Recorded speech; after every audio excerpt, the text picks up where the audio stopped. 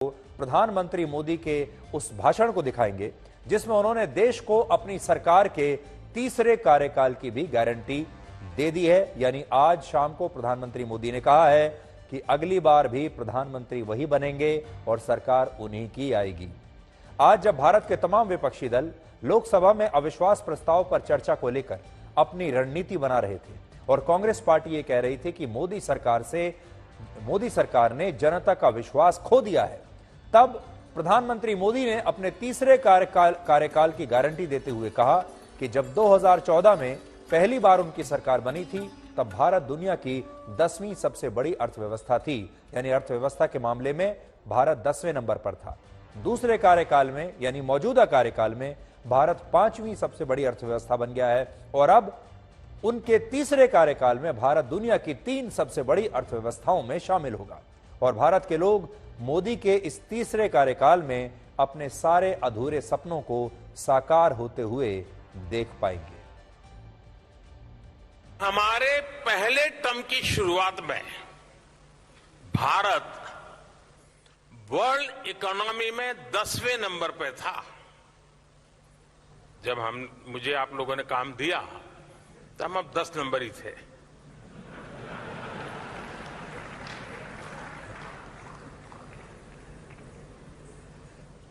दूसरे टर्म में आज भारत दुनिया की 5वीं सबसे बड़ी इकोनॉमी है।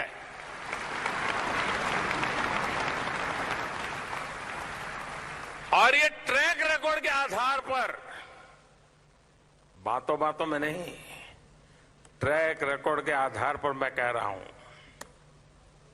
मैं देश को यह भी विश्वास दिलाऊंगा कि तीसरे टर्म में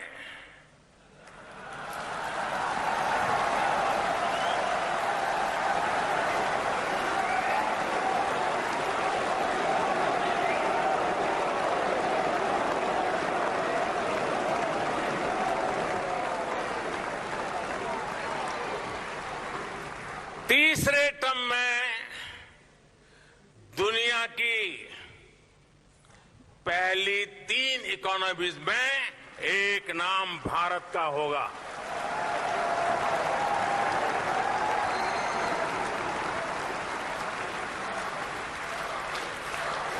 यानी तीसरे टर्म में पहली 3 इकोनॉमी में गर्व के साथ हिंदुस्तान खड़ा होगा। दोस्तों,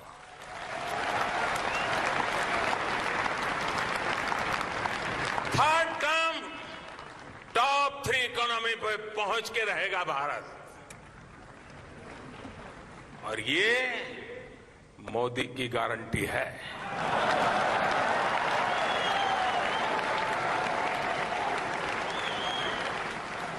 मैं देशवासियों को ये भी विश्वास दिलाऊंगा कि 2024 के बाद हमारे तीसरे टर्म में देश की विकास यात्रा और तेजी से बढ़ेगी।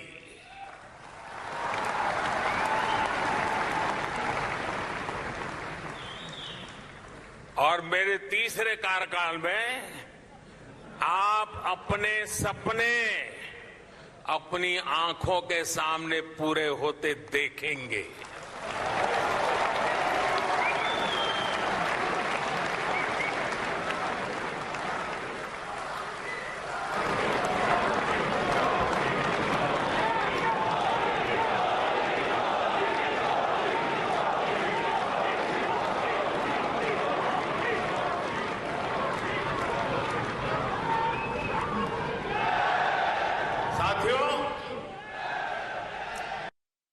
प्रधानमंत्री मोदी ने यह भाषण दिल्ली के प्रगति मैदान में बने उस कन्वेंशन सेंटर में दिया जिसका आज उन्होंने शाम को उद्घाटन किया है और अब इस कन्वेंशन सेंटर का नाम रख दिया गया है भारत मंडपम। 9 और 10 सितंबर को इसी कन्वेंशन सेंटर में भारत G20 समिट की मेजबानी करेगा जिसमें अमेरिका, रशिया, चीन, कनाडा, जापान और फ्रांस समेत कई बड़े देशों के राष्ट्राध्यक्ष शामिल होंगे और यह एक ऐसा समिट होगा जिसका 2024 के लोकसभा चुनावों पर भी असर जरूर पड़ेगा।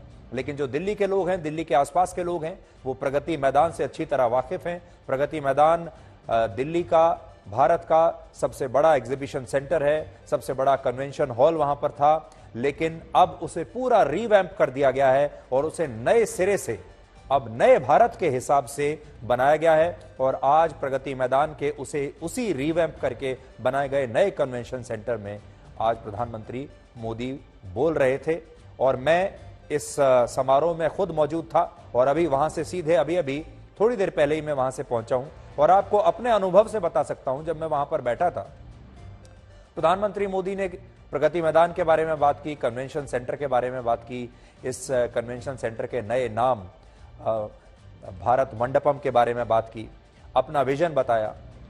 लोग सुन रहे थे, तालियां भी बजा रहे थे।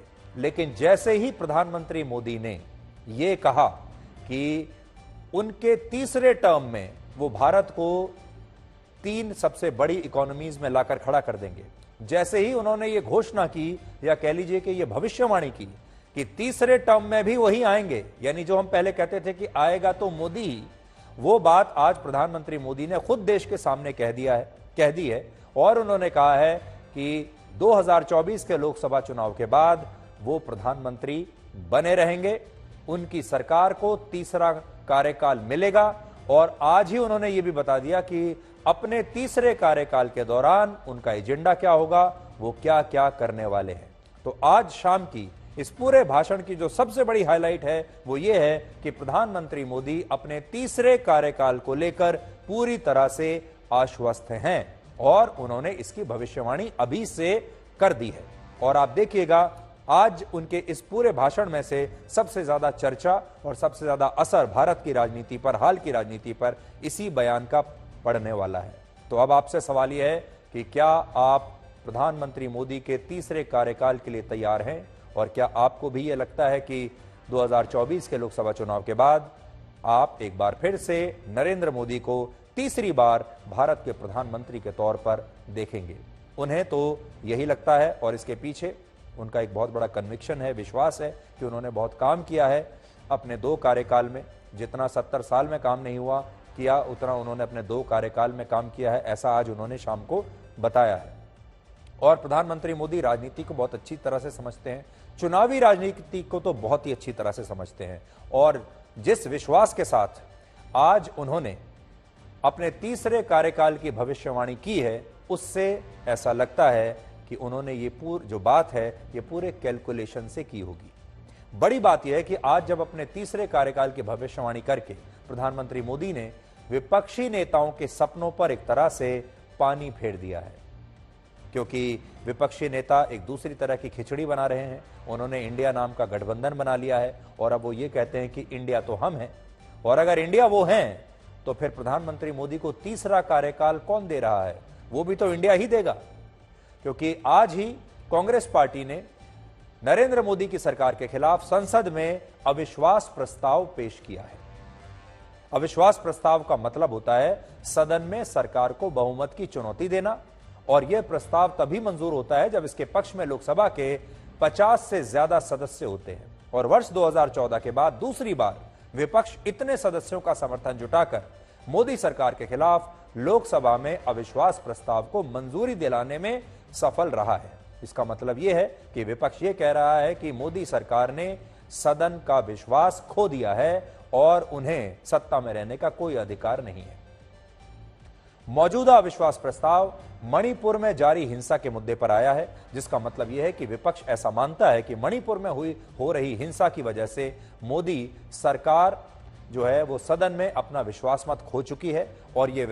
और ये प्रस्ताव आज लोकसभा में कांग्रेस पार्टी के सांसद गौरव गोगोई ने पेश किया, जो उत्तर पूर्व के राज्य असम से आते हैं। इसलिए यह भी उन्होंने सोच समझ कर रणनीति बनाई कि एक ऐसे सांसद द्वारा इसे पेश किया जाए जो खुद नॉर्थ ईस्ट से आता हो, और क्योंकि मणिपुर भी नॉर्थ ईस्ट में है इसीलिए उन्होंने गौरव गोगोई का चयन किया, क्योंकि वो असम से सांसद है।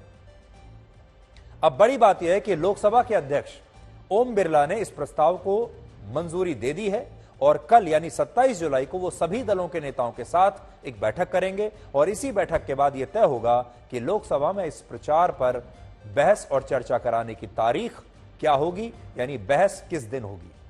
हमें ऐसा पता चला है कि यह चर्चा अगले हफ्ते हो सकती है और लोकसभा के पूरे 2 दिन इस नो कॉन्फिडेंस मोशन को दिए जा सकते हैं, यानी 2 दिन इसी पर लगातार चर्चा होती रहेगी।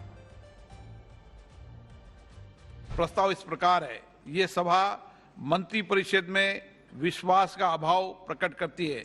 श्री गोगोई कृपया सदन की अनुमति प्राप्त करें। अध्यक्ष महोदय, मैं निम्नलिखित प्रस्ताव के लिए सदन की अनुमति चाहता हूं। ये सभा मंत्रिपरिषद में विश्वास का अभाव प्रकट करती है। मैं उन सदस्यों से जो इस प्रस्ताव की अनुमति दिए जाने के पक्ष में यह अनुरोध करता हूं, वो अपने स्थान पर खड़े हो जाएं।